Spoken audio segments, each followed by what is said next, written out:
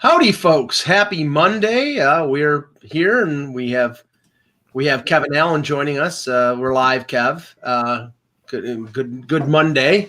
We'll start with the pre-show because a lot of stuff to talk about today. Go ahead, Russ. Well, first off, I want to go with we could all vote for our most underrated candy bar. I'm going to go with the 100 grand bar, which used to be known as the $100,000 bar. Yeah. I don't eat a ton of candy bars. I don't see them around all year, but I do see them around Halloween time, and it's really good. Like, it's not the best caramel in the world. I get it, right? Like, Milky Way probably has even better caramel than that, but I like the rice in it, the crispy rice, and it's got a good bite, and I just feel like, it's a little underrated. Isn't the whatchamacallit a ripoff of the $100,000 bar? No, because I think whatchamacallit there's one thing different. I think they have peanuts in it. Okay. But I could be wrong. Or Crackle. There's one that says Crackle is a complete ripoff of the 100. And I didn't realize that they changed it from $100,000 bar to $100 grand bar. Yeah, that was a while ago. Which is ridiculous. I mean, come on. Well, you gotta keep up.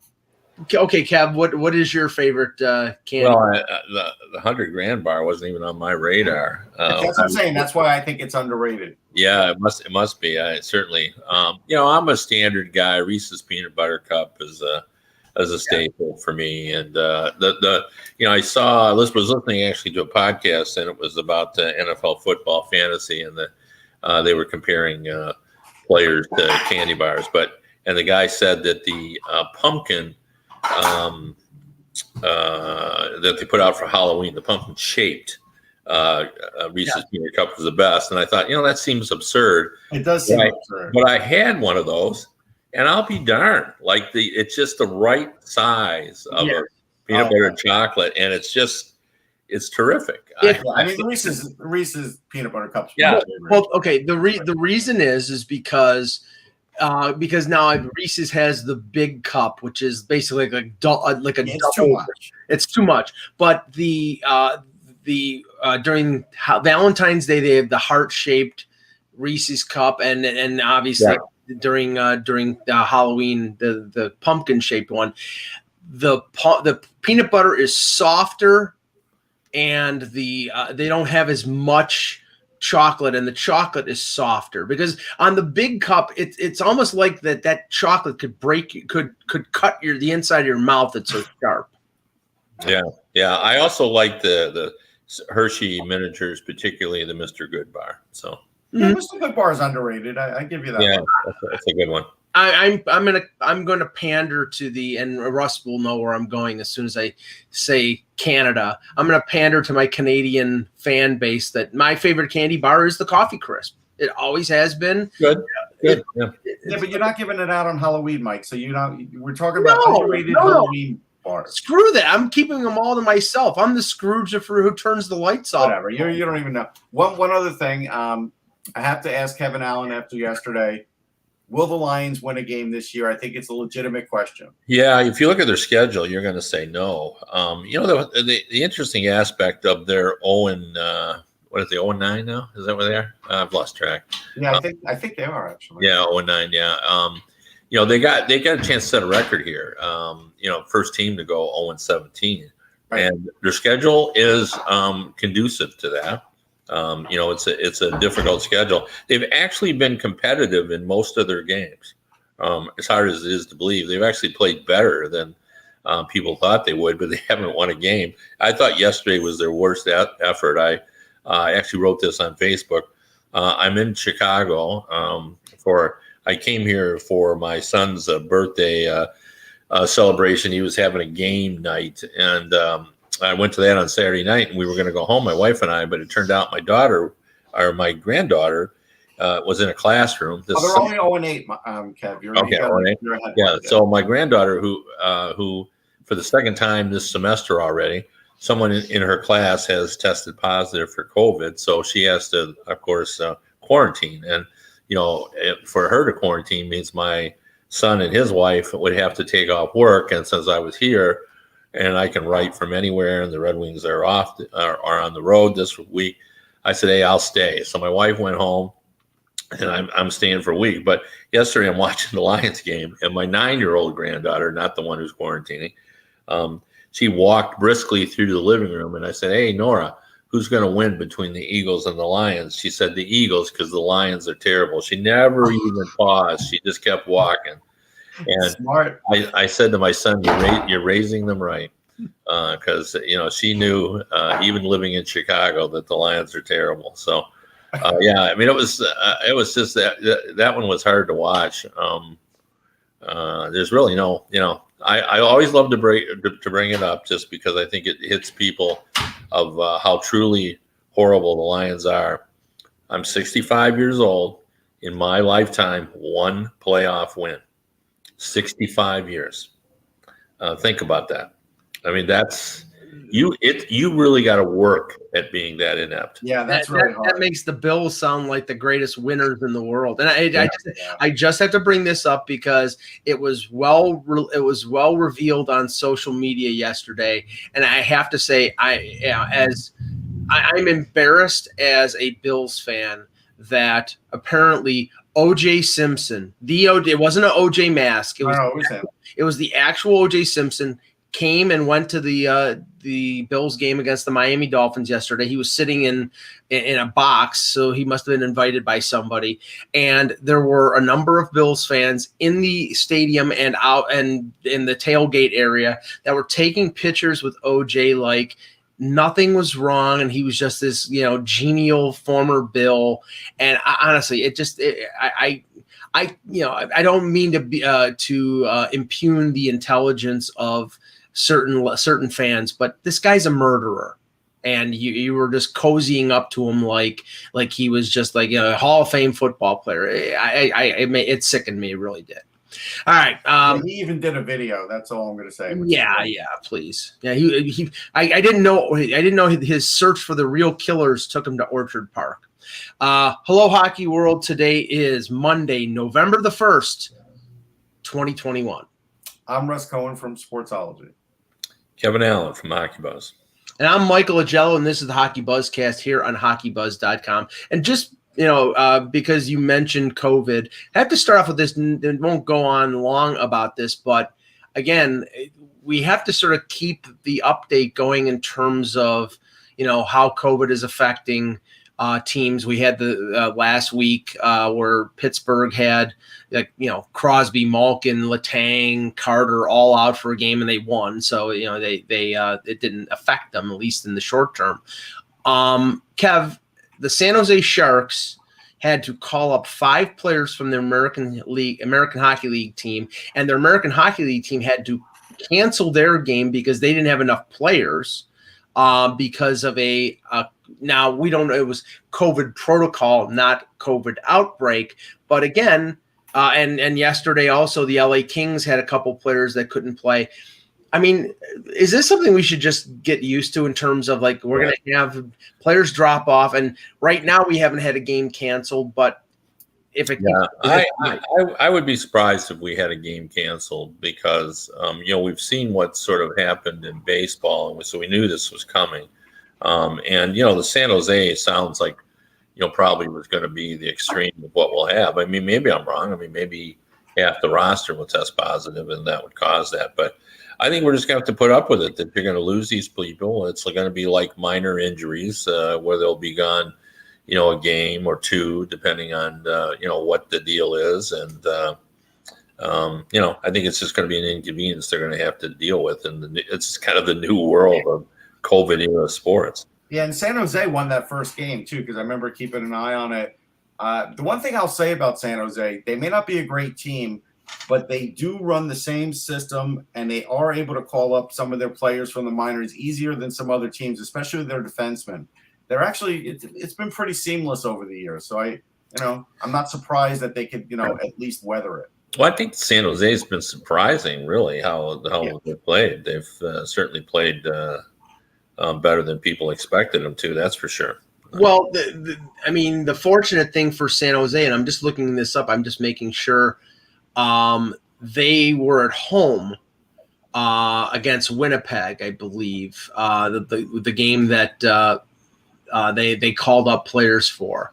And and the Barracuda are obviously in San Jose. Yep. If it had been a situation where the minor league team was not in the same town, there may have been a postponement. Now, like I said, I mean, they may have had to go to the Snoopy rink, Mike, and get players. I've been there. It's a cool little rink there, and it's got a big statue of Snoopy out there. Do you think there would be good enough players to? I saw some good players there when I was there. You would say that about David Ayers, Mike, and then he would prove you wrong. Yeah, but I'm kidding. There's the segue. We knew that. We knew he was coming up with that one. Yeah. Okay. We have to mention this because it continues to be mentioned. We won't go on long about it, but Kev, the Eichel frenzy seemed to pick up late last week and into the weekend when there was a lot of chatter about a potential deal between them and the Vegas Golden Knights, and then various reports indicated that the talks had cooled. Again, this is sort of like COVID. It's going to keep coming back and coming and going until eventually it happens. Yeah. I mean, I had heard actually it was pretty close at one point, or at least one side thought it was close. Right. Maybe Vegas didn't think it was all that close, but I think it makes a lot of sense from Vegas's perspective. The only other team that I could think from a hockey standpoint where it makes sense is Columbus, who, they could really use a player on a long-term contract. They could use a number one center. And, they're not going anywhere this year. So the fact that he's going to be out 2 more months is okay. But they have never really shown any interest that I'm aware of. So the Vegas Golden Knights, I thought they would have trouble with the cap, but when I went and looked at it, because they have 2 players on long-term IR, they've got $7 million to play with. So it wouldn't be quite as bad as I thought it was going to be. Well, yes and no, because right now they could handle it if Eichel could play right now because Stone and Pacioretty are out long term, but they're going to be back, and Eichel's not going to play for 2, 3, 4 months. Who knows how long it will be. So they're going to have to give up. I mean, this is the reason why apparently there was an effort possibly to get a third team involved in this deal where they could defer some of the money, like trade Eichel through Arizona, say, for example. But the problem is he's got 5 years left in his contract, and I don't think the Arizona Coyotes want to take on even anything for 5 years. So, and all the talk, Russ, late last week was, well, maybe a Shea Theodore or maybe a Nick Hague. Oh, he doesn't make a lot of money, but maybe a Shea Theodore will be included in this deal, or an Alex Tuck or something. I mean, there has to be significant salary going back to Buffalo, but Buffalo right now doesn't want significant salary, but they have to take it because there's no way any team is going to be able to take on a $10 million contract and not give up anything back in terms of money. Like I said, I don't think Nick Hague helps Buffalo because they have defensemen like him already. Theodore, of course, helps them. But that, again, you are just literally you're weakening your defense to get Jack Eichel and ruining your future if you put Peyton Krebs in the deal. Like, that's literally what's happening to Vegas. And 3 years down the line, who knows what happens to Vegas when these guys start getting old and Pacioretty starts to miss more games and all this just starts to happen. You hope that Eichel's not in that group either, but we don't know what his durability will be like. It's so much of a risk that it's like, I don't understand why Vegas can't be like every other hockey team. And if they have a bad season, guess what? You had a bad season. But again, to try and just remake your whole team to get this one guy doesn't make sense to me. Yeah, I mean, the window's there. The window's there, though. I mean, I think they're one of the better teams in the West. I mean, there are times when it does make sense to go for the now, even if the now is delayed by 2 months. I guess what I don't know the answer to, and I've tried to ask other general managers, and they all seem to be waffle on it as well, is how good is Krebs? Like, he hasn't. I think he's a potential top line player. He's got terrific speed. He's well, there seems to be debate about whether he's a first line guy or not. Is he a first line guy, or? I think he could be a first line guy. Yeah, he can be or is. Well, I mean, he's not today. He's 21.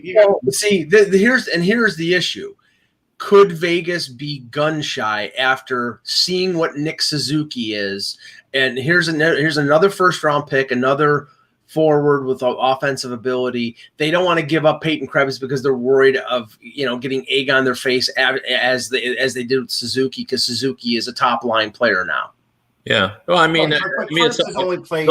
Those kind of issues are always relevant in trades like this, but I wonder what the percentage is for guys ended up being, the player you thought they were. In Suzuki's case, it turned out he was the player, but there were other cases where, the guy isn't. I remember specifically sitting around talking with players talking with folks about Glass, and everybody was talking about how he was a player. Russ, I think you were very high on him. I liked him, yeah, and I still like him. I still think, and it's pretty clear now that he's not the player that everyone thought he could be, and so I think that's why you do have to consider those kind of deals. But I understand Russ's point because it's a valid one, and your point about Suzuki. You got to, weigh it out. But he's only played 29 pro games between the AHL and the NHL. Well, it's true, but guys are arriving in the NHL sooner, and they're making impacts. The difference between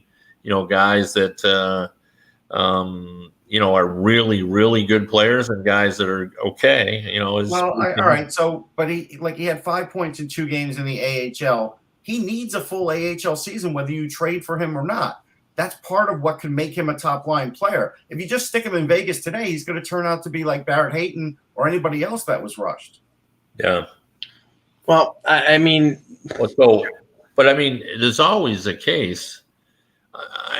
I mean, it's still guesswork about who needs to be rushed, and a bunch of people have told me that Lucas Raymond wasn't going to play in the NHL this year because he wasn't ready, wasn't close to ready, was what one guy told me. And I don't know how he looked to you. Well, I think I would have bucked that person saying that only because he played overseas. So at least he is playing against men. Krebs hasn't had much, experience with that. Like, that's just not fair. Yeah. There's not a lot of guys that could just walk into this league and become a top line or a second line player. There's just not. It's a very small percentage, no matter who it is. So honestly, when you make that argument, like, hey, he may not be what we thought he's going to be. Yeah, the odds are nobody is. Like, odds are those guys aren't going to be what you think they're going to be. But the point is, if it is one, you made a bad trade. Yeah, no doubt. But it's not like you're not getting a top line center. Like, you're getting a guy that we know is a top line center. We know he's a top line center. Do we know what he's going to be like when he comes out the other side, though? Well, I would guess historically guys have recovered pretty well from this surgery. But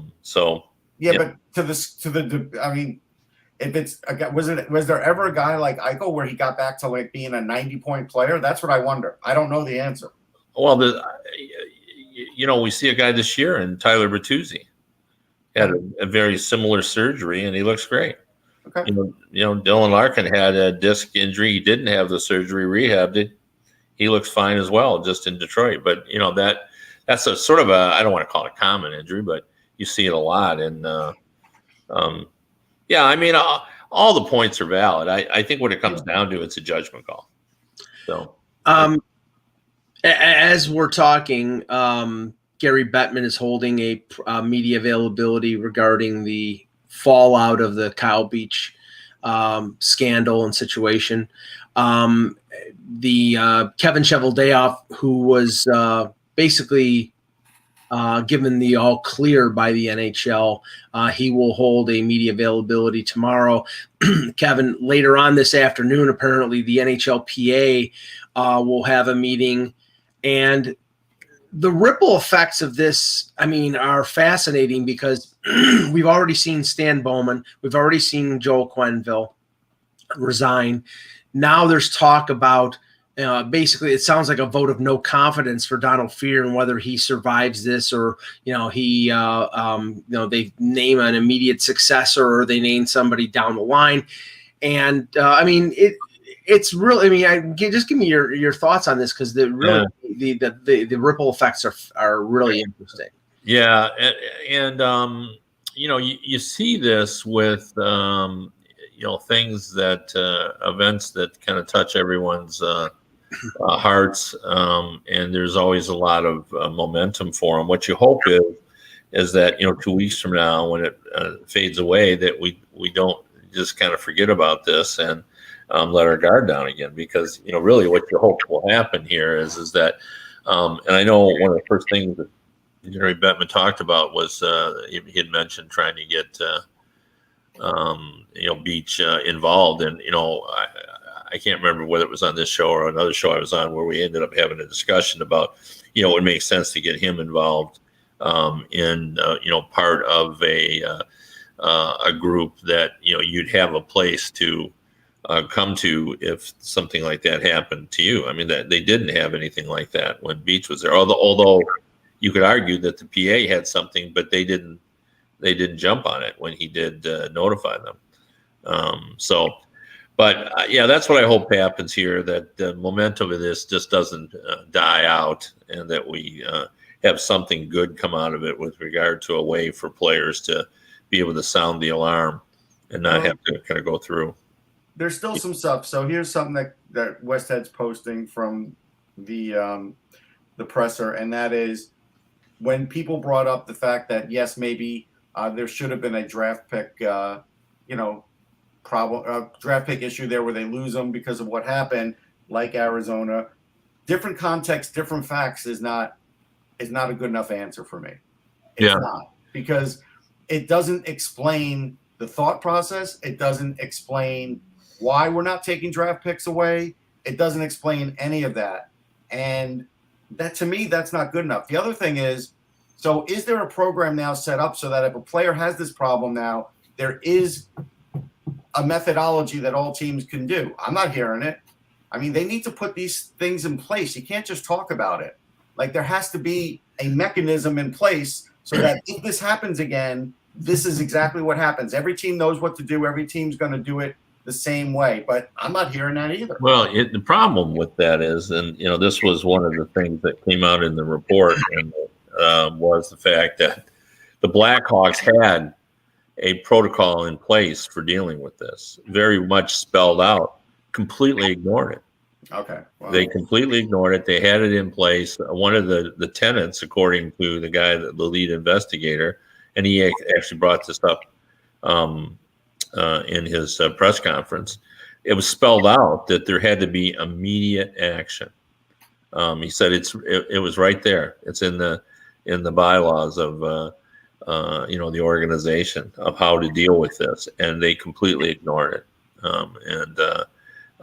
They did not act immediately. They waited 3 weeks until after the cup was won, and that Brad Aldrich participated in the celebration and had time to sexually proposition an intern, and was around the team all the time. And then they acted, and then really didn't even act. They just said basically that he could resign or face an investigation. Right. Well, by resigning, he was, almost cleared of any wrongdoing, because he could move on and not say, they said, "Oh, I just resigned. I wore out my welcome.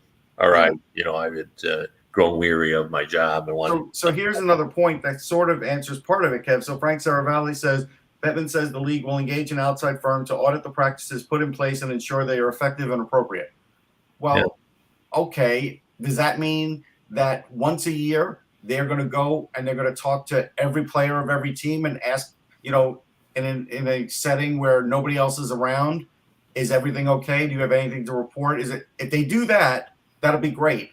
Do I know they're going to do that? I don't know. You know why? Because there's no transparency.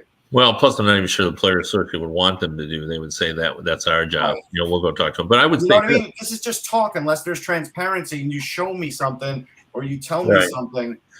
Yeah, I like your point. I think your point, the one that you've kind of circled around this, but I think what you're saying here though is this should be a league mandate and not a team, because you leave it up to the teams. What happens is what happened here. Right. Well, I'm going to put the competition ahead of the welfare of one single player. Right. Where if it was a league mandate and you knew that you could be subjected, as Russ has pointed out, if you knew you were going to lose 3 first-round picks or 2 first-round picks, it was spelled out that would happen. Do you think anybody would do this ever again?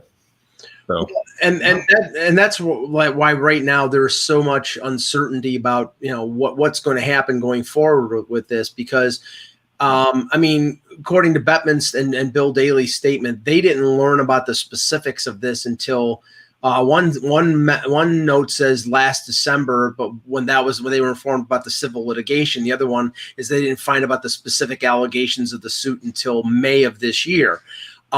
With Donald Fear, there was indications that at least that the players knew about this almost immediately, and the PA rep for the Blackhawks would have known about it immediately. So you would think that hierarchy of the PA knew about it back in 2010. And if that's the case, then how much of the ball was dropped by Donald Fear and the hierarchy of the NHLPA regarding this situation? Because in the end, Kyle Beach is a player. It's their responsibility to guarantee the well-being of that player if he is being infringed upon by another player or by the team or by an individual. So, I mean, really to see how this goes forward is going to be, again, extremely interesting. But we'll see the full remarks of Gary Bettman later on today, and we'll probably talk about that tomorrow. With that, one final thing on that,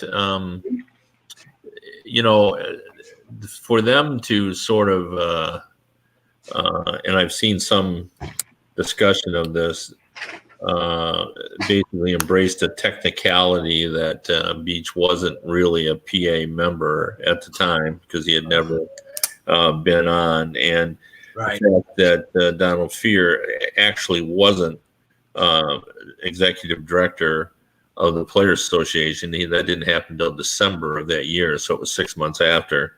7 months actually this happened, but he was involved. He was acting as an advisor. I don't even recall who was technically the executive director at that time. Now was he still there? No.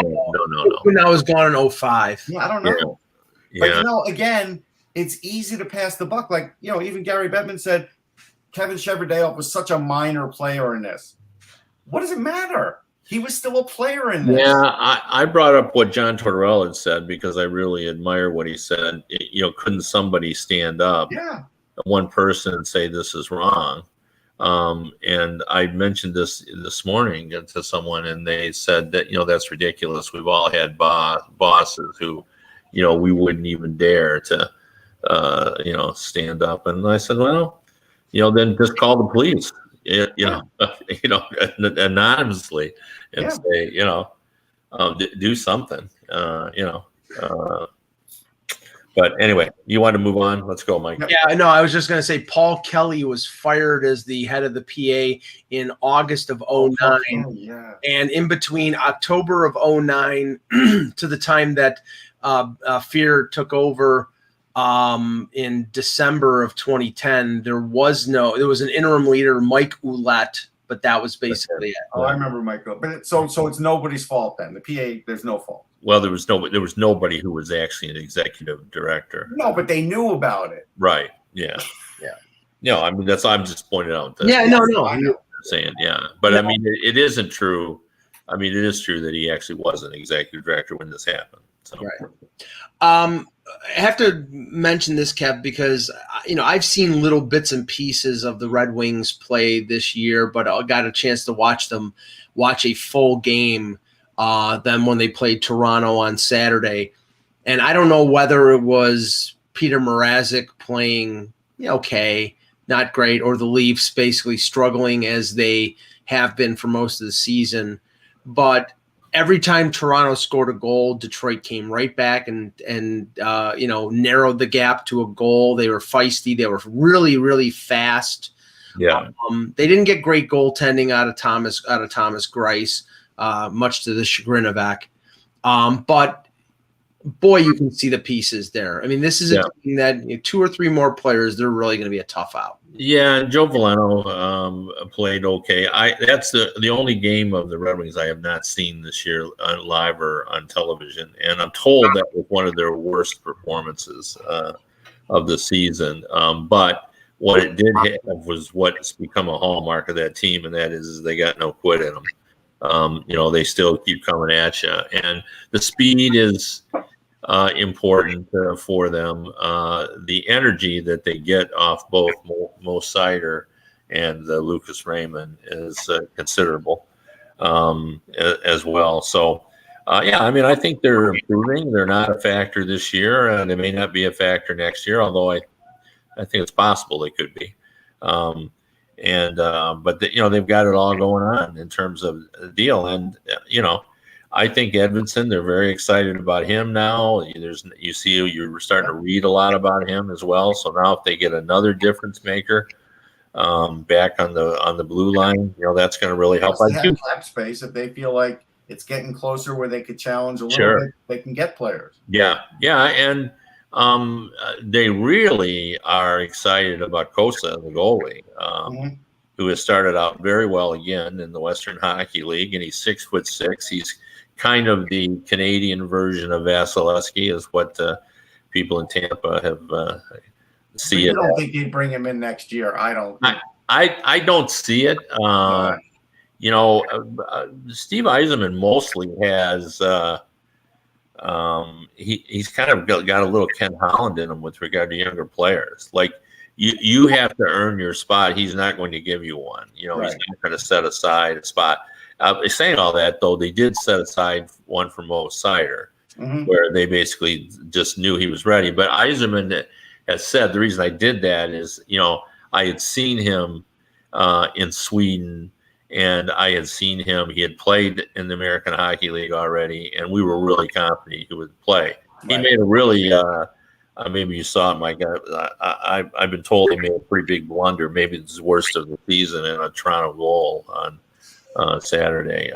He just lost the puck on a power play, and and also he gave up the puck, and I think it resulted in a breakaway by Pierre Engvall, but it didn't end up hurting them because Pierre Engvall is challenged offensively. But he hasn't had many of those. He's very poised, and he gets his points in unspectacular fashion. And another GM unrelated to the Red Wings said, at some point he's going to get his points in spectacular fashion because, he's going to move into 15 feet and let that shot go. And, he's going to jump into the rush more than he's doing now. Now he's getting it just because, not since Nick Lidstrom have they had a player who knows how to get a puck on the net from the point.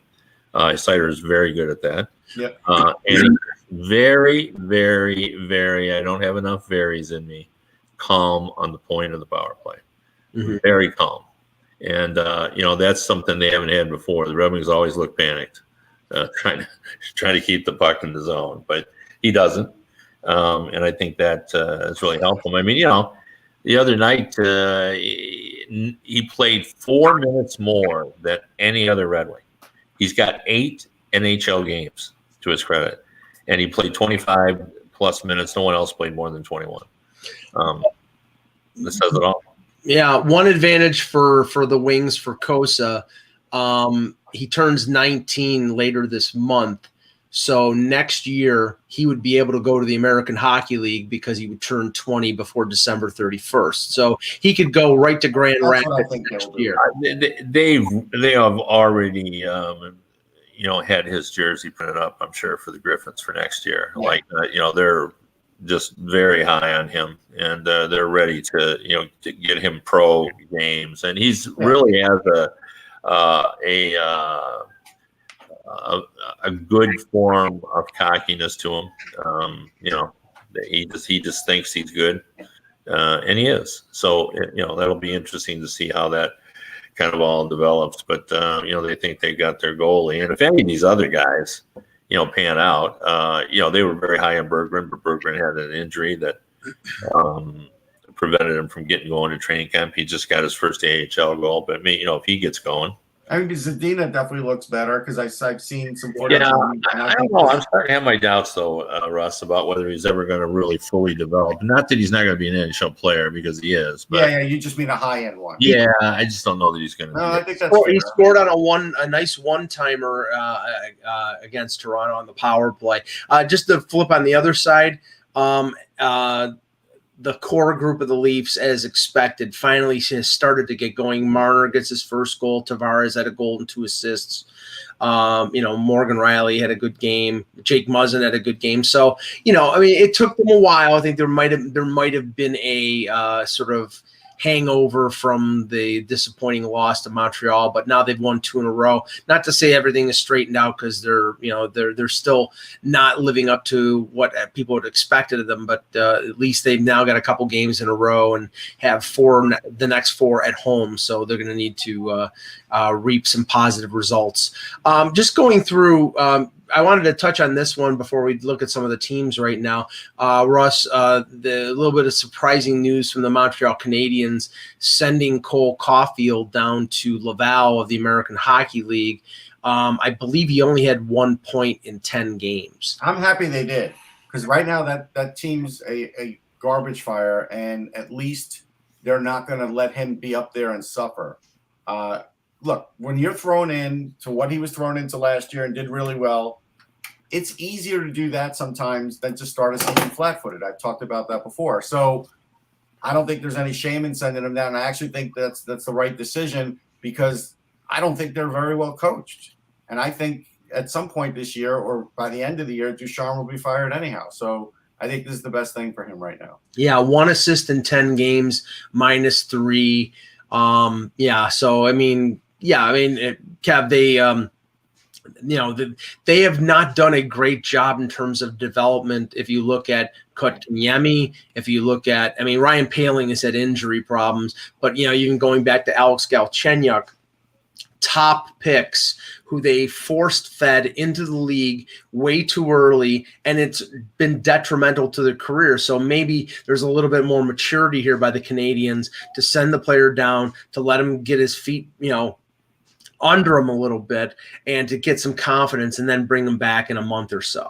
Yeah, I think that's the word you just used is the important one. It's the confidence. I think this is a measure that teams use often. Send him back down, and basically, I think you expect he'll go down there and get 7 goals in 9 games, or something of that nature, and then he'll feel good about it. And then hopefully, he can come back and do a better job of helping Montreal. But I remind people, and I brought this up because I've never seen this happen. Last year during the playoffs on Twitter, I don't even remember who it was. I don't think it was a media member, but someone wrote, even if the Canadians win the Stanley Cup, Ducharme has to go right now. There was a sentiment. I had that sentiment. I would have fired him too.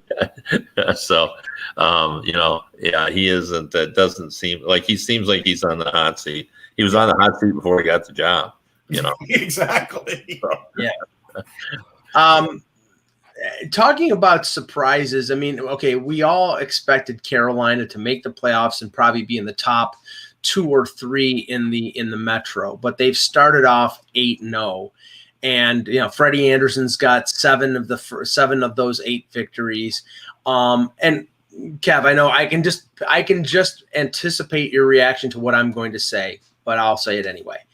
You look at their schedule, and you can say they're 8-0, so it doesn't matter who they've beaten 8 NHL teams. But their schedule right now, of the 8 victories, Predators, Canadians, Blackhawks, and Coyotes, and the Blue Jackets.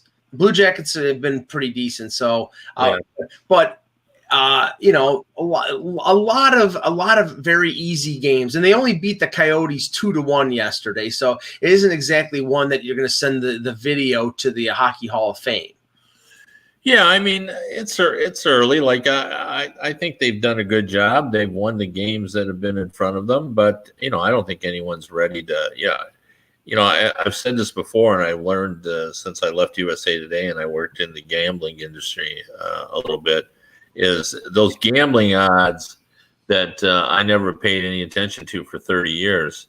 They're set the way they are for a reason, and it's because these mathematicians, they've done historical looks at it, and they know, like, the Carolina Hurricanes aren't the favorite to win the Cup. No. Their odds are still down there at plus 1,500, plus 2,000, something like that, because the gambling industry knows how this works. Historically, teams get off to good starts, and all that kind of stuff. So, my only point of all that is obviously the Carolina Hurricanes still are to be tested, and I don't disagree that their schedule has been easier than some of the other teams' schedules, and we'll see. I think they're happy about some things that have happened. They're happy with Kotkaniemi, who has more goals than Montreal has wins.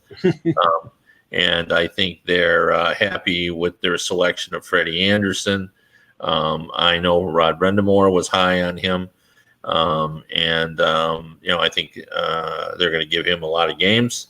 And I think they like how everything is going. And their defense, everybody was concerned what was going to happen with the absence of Dougie Hamilton, but their defense has probably been their best element, maybe even better than goaltending, which is hard to believe considering his, what is he, 1.6 or something? Yeah, 940 save percent. Yeah. So, but his save there, we say all the time the save percentage is kind of a team statistic. I think it is in Carolina because their defense really is, very good. I think it is in Carolina more than some other teams because you're right. They do stack it up that way. But, I did pick them to win the division, and I think they will. And I think you're right in saying, they're one of like 5 or 6 teams that could win the cup. They're not the favorite. And I think that's right, too. They even put Seth Jarvis in for his first game, and he got a goal. But I don't know if he'll stay up with them. But he's a kid who's got a tremendous shot. He's got speed and a shot. I don't know if he's quite ready yet, but it's, they drafted well, too. So what's interesting is that they have a group defense, so that's what you need if you're going to be successful all the way through. They have difference makers. Svechnikov and Aho are difference makers. They can separate themselves from the field as well. And now they got coaching. Rod Brendamore, I think everyone thinks is an X factor coach and all that. And now I think they feel like they have a goaltender. So if the goaltending was big. We've been talking about it for over 2 years. I think if he somehow ends up evolving or devolving into the goaltender he was last season, then they'll probably be in trouble. But if he's the goaltender he was when he first got to Toronto, they should be fine. The oddity here is like I said, is he never played well. He never started the season well in Toronto. I always sarcastically refer to him as Mr. October. And this year, at the end of October, these are his stats: 7-0, 1.29 goals against, 956 save percent. He's got to be the goalie of the month. Yeah, I would argue it. I got one I think is better. Who? I think Shesterkin's better. Yeah. He doesn't have the defense that he has and that Freddie Anderson has in Carolina, and he single-handedly won the game yesterday against the Kraken. Speaking of that, the other day when we did Sorokin versus Shesterkin, I would have I said I took Sorokin. I saw that game, and I would take Igor. So now you flipped. Yeah, now I'm flipped. He was really unbelievable. Oh, he was. I wanted that you could hear the crowd, Igor. I was ready to join him. It was what was interesting was after the game too. He said that he was tired and he was asking what time it was in New York. Like he's like he wasn't used to the time difference yet. He played his best game of the year, but that was a game. They really put a lot of pressure. They were beating the Rangers defense because again, Hackstall has these guys going 200 feet all game long, and it was causing problems. But he overcame them and. That was a big time win for him and for them, just to kind of show, hey, they do have that kind of goalie. Do you think Eck would take Igor over him now if he saw that game? No. Okay. No, he'd be stubborn about it. Shesterkin right now is 1.70 goals against, 5-1-1 record, 947 save percentage. Sorokin's goals against is over 2, so he's the worst statistically of the 3. Worst. Not that Sorokin's bad. I know. No, but yeah, it's the statistics matter. When you're comparison players, and this was salaries based on. So now we talked about Florida a couple days ago. They're 8-0-1. there's probably going to be some sort of coaching change. I seriously doubt that Andrew Brunette is going to stay the interim. But whether it'll be Tortorella or somebody else, we'll have to wait over the next. But the interesting here, Russ, is that Calgary is 6-1-1. Mm-hmm. Edmonton is 6-1-0, and San Jose is 5-3. We talked about San Jose earlier, but I'm still stunned at Edmonton being able to be 6-1 with the goaltending and the defense that they have. Well, I'm not stunned because when they got Hyman, we talked about it. I thought they were making the playoffs. When they got Hyman, that really did add another element to the top line, but it also did give them a little more team defense from their forwards, which we had been bitching about for years. Right now, like I said, Koskinen's like a polar bear in net. I mean, if the puck hits him, he'll stop it. If you shoot it high, he probably won't stop it. But, he's stopping more than we think he normally would. So they're getting by because they do have a high-octane offense. I'm not shocked. San Jose, I picked higher than you guys, but I still don't think they'll make the playoffs. But I knew that they would do better because I knew Carlson would do better than what he'd been doing because he couldn't do any worse. And they do have some good young players. So, that's not shocking. Calgary has surprised me because I had been going back and forth at what I thought they were, but they're nowhere near Florida's talent level. And that's, in the end, like if there's a team, I saw this put out the other day, I don't know who tweeted it, but somebody said, is there actually a team in the NHL that doesn't need to make a move by the deadline? If there is one, it's Florida. Now, maybe they'll have to because somebody will get injured, they'll have a weakness somewhere. But right now, I would tell you they don't have a weakness. No, I like that one. No, well, okay. To me, the biggest surprise in the Pacific Division right now. I mean, I picked Edmonton to make the playoffs because I thought the Pacific was the weakest division of the four. Calgary being in first place is a little bit of a surprise after in the first month of the season. But to me, Kev, the biggest surprise right now is the Vancouver Canucks being in last place in the Pacific. Oh yeah, me too. I like all their younger players, and I'm surprised they last year it seemed to me that Thatcher Demko turned the corner and looked like he was going to be the guy. So I am too. I thought they would be I didn't think they were going to win the division, but I thought they were a playoff team. Yeah, I did too. I think we all agreed that they would be a playoff team, and maybe I'm too close to Demko. Like I've been really following him for a long time, but I always felt like he was going to hit that next year. He's also a guy, like you said, Seider's very calm in the power play. Demko's really calm just in life. Like if you talk to him, you see how he plays. The guy never panics. Yeah. Yeah. Well, it hasn't been his fault. Right. But still, I thought they were ready to. I thought they were ready. I still think they could turn it around. In the Central, I mean, we'll have to say Chicago is the biggest surprise, being as bad as they are. But we've talked about them enough. Yeah. The secondary surprise in that division is how early on the Colorado Avalanche has struggled. They're 4-4. They've given up more goals than they've scored, which is surprising. Which means Darcy Kemper isn't playing as well as expected. But Kev, I mean, this is a team that was the sort of vogue pick to come out of the West, and right now they're not playing anywhere close to being like that team. Yeah, and one indication to me was, and I mentioned this in my notebook this week, is the fact that Cale Makar is leading the NHL in minus at -9, and he had his points. It wasn't like he didn't have any points, and I thought that's to me just kind of an indication of how badly things are going. When Makar was at -9 in 8 games, and he still had his points, and it wasn't like he was pointless.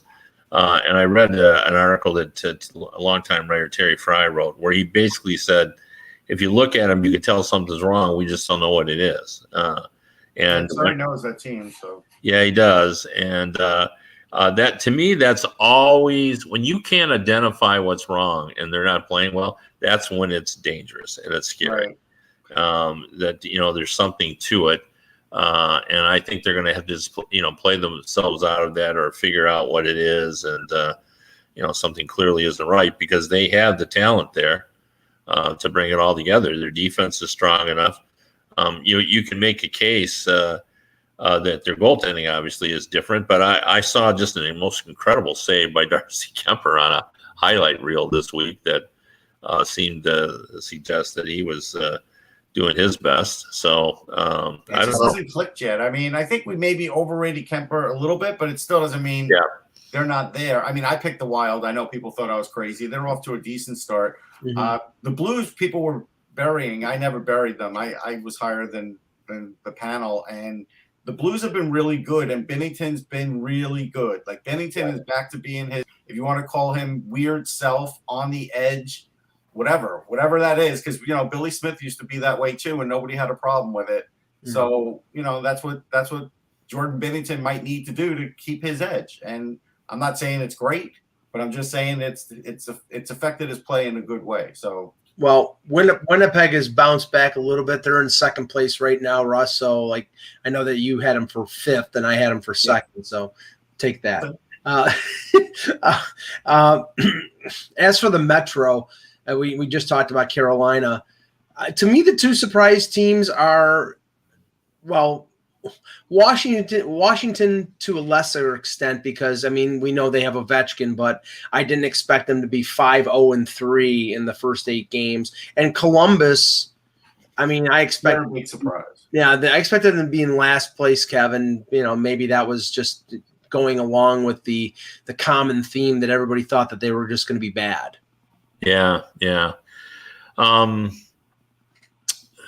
I don't even know what to say about them. It's bizarre because I'll say one thing. Yeah. We knew Jake Voracek could still score even when he left Philly, because it was just time for him to leave Philly, and he's got 7 assists. He's worked well with Line A on the power play. Like, I was watching video of that, and he looks. That's a big component right now for that team. But are they going to keep Line A, or are they going to trade Line A? Because if they trade Line A, then they're just going to they're going to have to sort of retool it again. I talked to a couple. I would now admit this as writers, not I didn't talk to anyone from the team, but they feel like Liney will resign there if he has a good season, which is and I think they are talking to the team officials there. But one thing I would ask you, Russ, because you see the Flyers a lot. I thought Atkinson is a much better player than Voracek at this stage of their career. He's a better goal scorer. For sure. And that's what they needed. They always needed to go Voracek to score more. Yeah. And he was always a guy that was hesitant to shoot. And so that's been the big difference, is now they got a guy who is really looking to score first in Atkinson, and it's been a big deal. Well, and I think goal scorers are more important than assist guys, to be honest. I think you're right.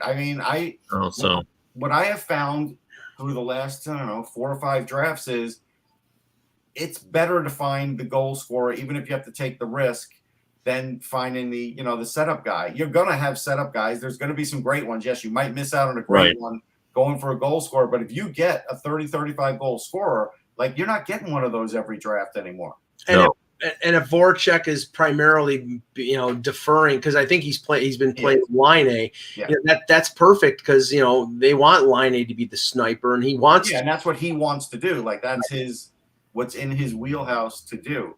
I'm not shocked about the Capitals. I didn't know why they were sort of getting buried. I guess people were worried about the goaltending, but Eck was right in the sense that when they were fooling around with Vanacek, we could see that he was gonna head back there, and he's an important guy for him, but so is Samsonov. Like, I think that's a good tandem, and honestly, I don't know who'll be the number one when they come out on the other side. I still think Samsonov, but we'll see. But that's been a big deal. Remember, Carlson got hurt last year, so there were some things also that happened. Ovechkin's playing great. He got 9 goals? Yeah, that's a big deal too. I think there's almost been too much Ovechkin so far, just because I think I still don't know how good the Capitals are. At the start, I was kind of bullish. I said, well, this is going to be fun. But I've now watched some of the few games, and if you take you shouldn't say this because he is, such a big part of that. But if you took him out of the lineup, I don't know how good they would be. Well, they don't even have Backstrom in there, though. I know. Well, Ovechkin has been so good. Yeah, he's done the work of him and back. Yeah, he's driving that. Oh, obviously, Oshie had a big game. Yes. Not long ago. Yeah, he's had a hat trick. And as you mentioned, the goaltending has really made a difference. I see McMichael's got 2 points in 6 games, so he's kicking in a little bit. So, look, they've always had, Fayavari, I said preseason, he had looked great, and he's made a big difference too. They have a lot of depth. They do. And they have more depth now in Hershey too. So. Now, Eck wrote this morning, and it's tough to really say after 3 weeks that teams are on a track to trade their rentals. For example, Montreal, okay, do I think they're going to make the playoffs? I didn't think they were going to make the playoffs at the beginning of the season, but do I think if they have UFAs, they're going to trade all of them away? Maybe, maybe not. it's way too early, but I don't think that the Chicago Blackhawks, on the path that they are in right now, are, I picked them to make the playoffs, and I don't think they're probably right now getting off to the 0-7-2 start, that's something that they can recover from. And Eck openly questioned whether, Marc-Andre Fleury in the final year of his contract, maybe the final year of his career, would be somebody that would be a deadline acquisition for a team looking to make a Stanley Cup run. Now, the one question I have here is, I believe he had a no-move clause. He waived it to go to Chicago, but whether that no-move clause is now still in place, or with most no-move clauses, once you waive it, you don't have it any longer. It depends on the team that he's with right now, whether they want to respect that no-move clause or not. But Kev Eck said teams like Edmonton or Minnesota or Colorado or even Pittsburgh, and it's always Pittsburgh when it comes to Fleury. Yeah. If Chicago decided to trade Fleury, that those would be 4 teams that the Blackhawks might be able to deal with when it came to Fleury.